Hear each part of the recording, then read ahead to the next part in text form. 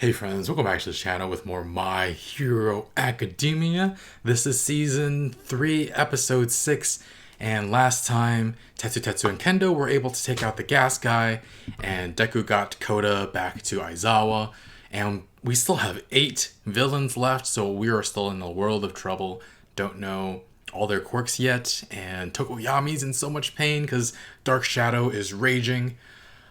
So much for revelry in the dark. He's just suffering in the dark, which sucks for a lot for him. And yeah, looking forward to seeing how our students deal with the rest of this. Hopefully Kachan stays safe, doesn't get kidnapped. But yeah, if you guys want to watch the full reaction, check out Patreon in the link in the description below. Otherwise, take a quick moment to leave a like. It really helps the channel, and let's get started. So YouTube has been blocking my reactions to My Hero Academia, so the rest of this video is just going to be the commentary, but you can still see the reaction in the link in the description below. We're going to do this for the rest of Season 3. I'll tinker around with Season 4 when I get to it to see if I can get around the copyright issue, but not too optimistic about that. But again, you can check it out still, and let's get on to the commentary. Tokoyami and Bakugo both taken, and Deku was so confident just moments ago. He's like, we could even take on All Might. And poof, like one little magic guy who admits that he can't even fight takes Bakugo and Tokoyami like it's nothing. And they didn't even notice for so long. Uraraka had to be like, well, if you're protecting him, where is he? Oh man. Really glad that Shoji's missing limb isn't gone forever though. Apparently he can make duplicates upon duplicates, which I didn't even realize he could do. I thought he could just change his arms into different body parts, but duplication? I suppose that's why his quirk is called Duplo Arms, but if the original and not a duplicate was cut off, then would it be permanently gone? Hopefully we never have to find out. And then we had Tokoyami. Oh, he was suffering so much, and yet was telling everybody to forget about him. It was really sad to watch, honestly.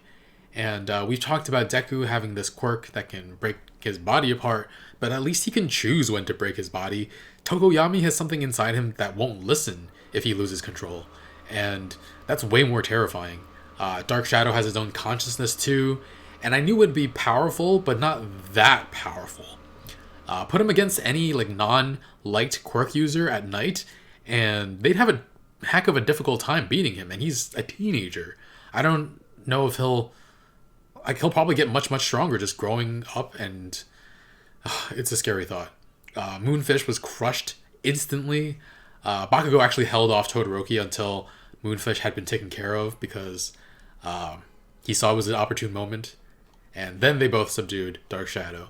But yeah, Tokoyami, he lost control when Shoji lost his arm. And the way Tokoyami talked about it after he was saved makes it seem like Dark Shadow feeds on Tokoyami's darkness as well. His like negative emotions, anger, frustration. And it was a combination of that and the darkness around them that set Dark Shadow loose. And I also wonder if Tokoyami also lost control because he had been trying to control Dark Shadow during the morning's training and was like worn out. We already heard Deku say he was too tired when he was fighting against Muscular from the training, so I wonder how much the villains know. Did they attack when all the kids were already exhausted from training? Or is it just that they happened to luck into that situation? And meanwhile, we have Bakugo's reaction to everyone talking about protecting him. That was super funny. His pupils become like super small, and he's just like looking back and forth like he's like looking around confused that people are worried about him. Why are you worried about me, you damn losers? I'd be fine by myself. Freaking Bakugo. And then we had Uraraka and Sue going against Himiko Toga, who was out to get everybody's blood. Apparently she was supposed to get 3 people's blood, but only got Uraraka's.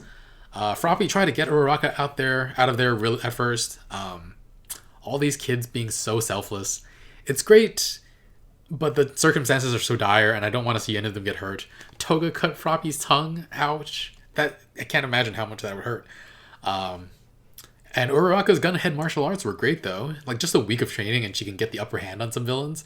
That's really interesting. But yeah, Toga starts talking to Uraraka about how much they're alike, how they both have someone they're into, and it freaks Uraraka out just enough for Toga to start sucking her blood. And Toga, I don't know, I feel like the way she's like suck on the blood is rather lewd. especially with her eyes like rolling into the back of her head and her face completely flush. It's just her mouth is just jeez. She's like a high school student. It's like I don't know. It's weird watching this. And yeah, we have Aoyama hiding from Dabi, and twice Aoyama peeked over, and Dabi seemed to have seen him, seemed to like spot him, but maybe not. I don't know. I'm amazed that he didn't see him because Aoyama is constantly sparkling. He can't stop. But then twice said to call the Nomu back, and Dabi just like ignores Aoyama completely, or he didn't see him in the first place. But he was like looking right at him. I don't know. But even if he had to call the Nomu back, why wouldn't he kill another student? Because I assumed everyone not targeted for capture would be on the kill list, but maybe that isn't the case. It could also be true that Dabi isn't fully committed to Shigaraki and the League of Villains, which, now that I'm saying that, sounds like it could be very much true. But it's not like he was against killing. He was saying the Nomu that answered to him probably had already killed someone, which it almost did. So I wonder why he didn't take the time to kill Aoyama. And Awase, how do you pronounce that? Awase, and Momo were inches away from death when Dabi called the Nomu back, and Momo. I mixed up. I combined Momo and Nomu to Momu. Momo, freaking MVP here, despite not doing much damage to any of the villains. First with the gas masks for the other students, and then with what I assume is a tracking chip that Awase bound to Nomu. So go Momo. And Awase's quirk is interesting. Like, how did he get past the entrance exam? Like, being able to bind things to skin. I mean, he bound, not to skin necessarily. I guess it could be to skin, but it could also be to anything. Because he bound himself to Momo, and then he bound the tracking device to the Nomu. I guess he could do it theoretically to other things, but we haven't seen that just yet. How did he destroy robots in the entrance exam?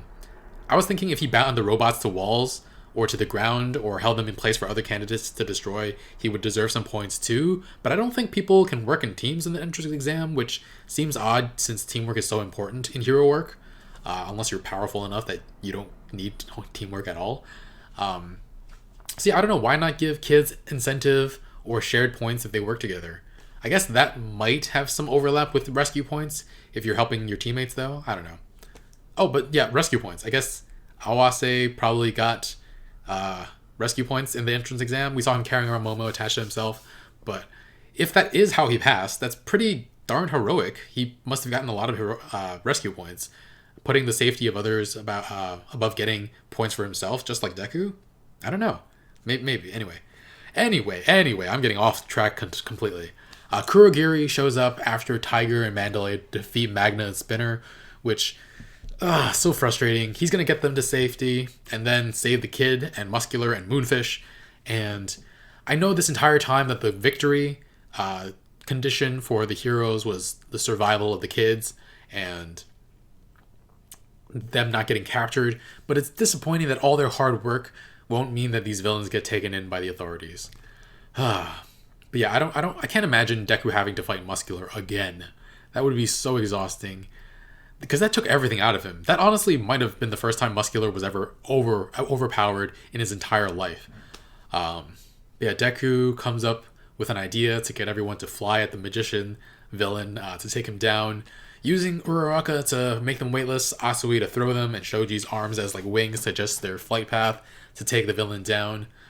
Deku's always great at quick thinking and coming up with plans and adjusting on the fly, which does make sense given how much note-taking he's taken and strategies he's thought of all over the years.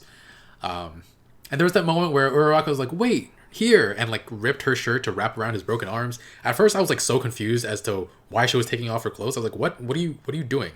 But good thinking though, like rescue, she wanted to be a rescue hero, like grab 13, so that makes sense that she was like quick on thinking on the fly of something like that. And they catch up almost instantly, and the end of the episode has them crashing him into the ground. Hopefully they're able to just swipe the marbles and run, though I guess maybe they would, I don't know if they can release the marbles by themselves. I don't know. Plus, those other villains aren't likely to let them run either, but who knows.